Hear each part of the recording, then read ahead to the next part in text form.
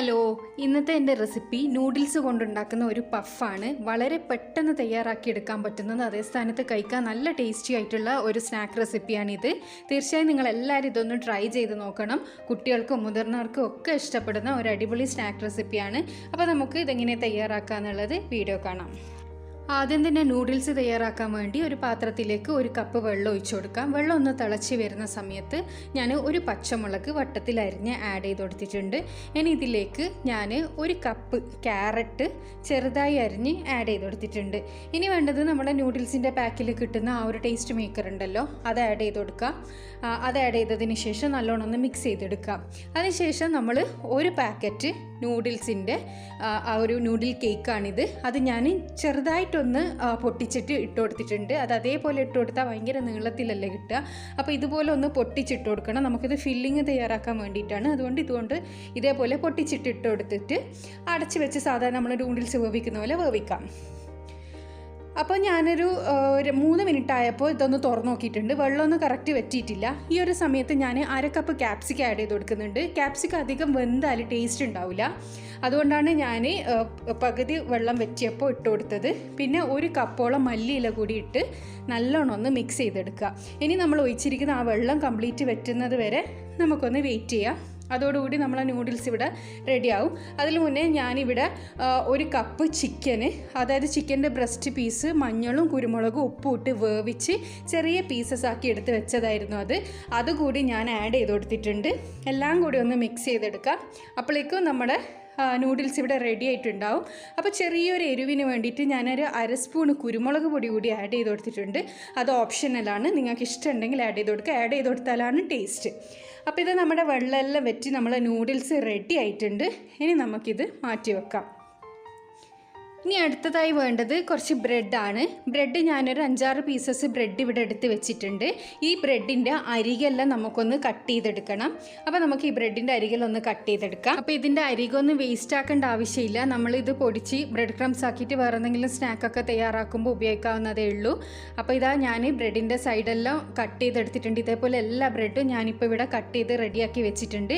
ഇനി നമുക്കിതെങ്ങനെ തയ്യാറാക്കാമെന്നുള്ളത് നോക്കാം. ഞാനിപ്പോൾ ഇവിടെ കുറച്ച് മൈദ കുറച്ച് വെള്ളത്തിൽ കലക്കി എടുത്തിട്ടുണ്ട്. അത് നമ്മുടെ ഇത് തയ്യാറാക്കുമ്പോൾ അതിൻ്റെ സൈഡ് ഒന്ന് ഒട്ടിച്ചു കൊടുക്കാൻ വേണ്ടിയിട്ടാണ്. അപ്പോൾ ഇതേപോലെ ഒന്ന് തയ്യാറാക്കി മാറ്റി വെക്കാം. ഇനി അടുത്ത സ്റ്റെപ്പ് എന്ന് പറയുന്നത് നമ്മൾ അരികെ കട്ട് ചെയ്ത് മാറ്റി വെച്ച ബ്രെഡ് മിഡിലായിട്ടൊന്ന് മുറിച്ച് കൊടുക്കുക. ഒരു റെക്റ്റാങ്കിൾ പോലെ 2ആയിട്ട് കിട്ടുന്ന രീതിയിലൊന്ന് മുറിച്ച് കൊടുക്കുക. അതിനുശേഷം നമ്മൾ ചപ്പാത്തിയെല്ലാം പരത്തുന്ന ആ ഒരു റോളർ ഉപയോഗിച്ചിട്ട് ഇതൊന്ന് പരത്തിയെടുക്കുക. അതിൻ്റെ എല്ലാ സൈഡും നല്ലോണം പരത്തി ഒരു ഷീറ്റ് പോലെ ആക്കിയെടുക്കണം. ആ ഒരു രീതിക്ക് നമുക്ക് ഈ ബ്രെഡൊന്ന് പരത്തിയെടുക്കണം. ഈ 2 പീസസും നമ്മൾ കട്ട് ചെയ്തെടുത്ത 2 പീസസും ഇതേപോലെ ഒന്ന് പരത്തി നല്ല ഷീറ്റ് പോലെ ഇതേപോലെ ഒന്ന് ഷീറ്റ് പോലെ പരത്തി മാറ്റി വെക്കുക. അപ്പോൾ ഈ ഒരു പീസ് റെഡി ആയിട്ടുണ്ട്. ഇനി അടുത്ത പീസും ഇതേപോലെ തന്നെ നമ്മൾ റോളർ ഉപയോഗിച്ചിട്ട് എല്ലാ സൈഡും ഒന്ന് പരത്തിയെടുക്കുക. അപ്പോൾ അത് കുറച്ചുകൂടി ഒന്ന് വീതിയിൽ കിട്ടും. അപ്പോൾ അതിന് വേണ്ടിയിട്ടാണ് നമ്മൾ പരത്തിയെടുക്കുന്നത്. ഇനി ഇതിൻ്റെ മേലയിലേക്ക് നമ്മൾ തയ്യാറാക്കി വെച്ചിരിക്കുന്ന നൂഡിൽസ് ആഡ് ചെയ്ത് കൊടുക്കുക. ഒരുപാട് വാരി ഇടാൻ പാടില്ല. നമ്മൾ ആ ഒരു ഉണ്ടാക്കിയതിൻ്റെ സൈസിനനുസരിച്ചിട്ട് മസാല പുറത്ത് പോകാത്ത രീതിക്കനുസരിച്ചിട്ട് കൈകൊണ്ട് നല്ലോണം ഒന്ന് അറേഞ്ച് ചെയ്ത് കൊടുക്കുക. ഇനി നമ്മൾ തയ്യാറാക്കി വെച്ചിരിക്കുന്ന ആ ഒരു മൈദ മിക്സ് സൈഡിലെല്ലാം ഒന്ന് ആഡ് ചെയ്ത് കൊടുക്കാം. അതൊന്ന് ഒട്ടിച്ചെടുക്കാൻ വേണ്ടിയിട്ടാണ്. അപ്പോൾ എല്ലാ ഭാഗത്തും മൈദ പുരട്ടി കൊടുത്തിട്ടുണ്ട്. ഇനി അടുത്ത പീസ് വെച്ചിട്ട് അതിൻ്റെ മേലെ കവർ ചെയ്തൊന്ന് പ്രസ് ചെയ്ത് കൊടുക്കുക. അപ്പോൾ തന്നെ അത് റെഡി ആയിട്ട് കിട്ടും. ഇതേപോലെ നല്ല ഫിനിഷ് ആക്കി എടുക്കണം. ഇതേപോലെ നമുക്ക് എല്ലാ ബ്രെഡ് പീസും മിഡിൽ കട്ട് ചെയ്തതിന് ശേഷം റോളർ ഉപയോഗിച്ച് രണ്ടും ഒന്ന് പരത്തിയതിന് ശേഷം ആവശ്യത്തിനുള്ള നൂഡിൽസ് മാത്രം എടുത്ത് അതിൻ്റെ മിഡിൽ ആഡ് ചെയ്ത് കൊടുത്ത് മൈദ ഉപയോഗിച്ച് നമുക്ക് ഒട്ടിച്ച് എല്ലാ പീസസും ഇതേപോലെ തയ്യാറാക്കിയെടുക്കാം. അപ്പോൾ ഞാനിത് എല്ലാം പ്ലേറ്റിലേക്ക് മാറ്റിയെടുത്തിട്ടുണ്ട്. ഇനി നമുക്കിത് ഫ്രൈ ചെയ്യണം. അപ്പോൾ ഫ്രൈ ചെയ്യാൻ ആവശ്യത്തിനുള്ള ഓയിൽ ഞാൻ ചൂടാക്കാൻ വെച്ചിട്ടുണ്ടായിരുന്നു. നല്ലോണം ചൂടായ ഓയിലിലേക്ക് നമ്മൾ ഓരോരോ ബ്രെഡിൻ്റെ പീസസും ഇട്ട് കൊടുക്കുക. പിന്നെ പ്രത്യേകം ശ്രദ്ധിക്കുക, മീഡിയം ടു ലോ ഫ്ലെയിമിലാക്കുക. ബ്രെഡ് പെട്ടെന്ന് തന്നെ റെഡിയായി കിട്ടും. ഇത് നമ്മൾ ഇട്ട ഉടനെ തന്നെ ഇങ്ങനെ ഒരു സ്പൂണോ ഫോർക്കോ ഉപയോഗിച്ചിട്ട് തിരിച്ചിട്ട് കൊടുക്കണം. വെച്ചിരിക്കാൻ പാടില്ല. കാരണം ഇത് ബ്രെഡ് മാത്രമേ ഉള്ളൂ. ഇതിൻ്റെ മേലെ നമ്മൾ മുട്ട ഉപയോഗിച്ചിട്ടുള്ള കോട്ടിങ്സ് ഒന്നുമില്ല. അപ്പോൾ ഇത് പെട്ടെന്ന് റെഡിയായി കിട്ടും. നല്ല ക്രിസ്പി ആയിരിക്കും ഇതിൻ്റെ പുറം ഭാഗം. അപ്പോൾ ഇതിങ്ങനെ തിരിച്ചിട്ട് 2 ഭാഗവും ഒരു ഈവൺ ആയിട്ടുള്ളൊരു ഗോൾഡൻ ബ്രൗൺ കളറാകുന്ന സമയത്ത് നമുക്കിതേപോലെ കോരിയെടുക്കാം. ഇതേപോലെ തന്നെ നമുക്ക് ബാക്കിയുള്ള എല്ലാ ബ്രെഡും പൊരിച്ചെടുക്കാം.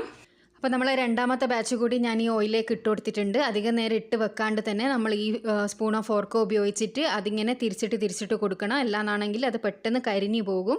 അപ്പോൾ ഇതാ നമ്മുടെ രണ്ടാമത്തെ ബാച്ച് കൂടി ഇവിടെ റെഡി ആയിട്ടുണ്ട്. നമുക്കിത് പ്ലേറ്റിലേക്ക് സെർവ് ചെയ്യാം. അപ്പോൾ നമ്മൾ നൂഡിൽസ് പഫ് ഞാനിവിടെ ഒരു പ്ലേറ്റിലേക്ക് സെർവ് ചെയ്തെടുത്തിട്ടുണ്ട്. വളരെ പെട്ടെന്ന് തയ്യാറാക്കിയെടുക്കാൻ പറ്റുന്ന എല്ലാവർക്കും ഇഷ്ടപ്പെടുന്ന ഒരു സ്നാക്ക് റെസിപ്പിയാണിത്. എല്ലാവരും ഒന്ന് ട്രൈ ചെയ്ത് നോക്കുക. പിന്നെ എൻ്റെ ചാനൽ സബ്സ്ക്രൈബ് ചെയ്യാത്തവരൊന്ന് സബ്സ്ക്രൈബ് ചെയ്യുക. ഇഷ്ടപ്പെട്ടെങ്കിൽ ലൈക്ക് ചെയ്യുക. Thanks for watching.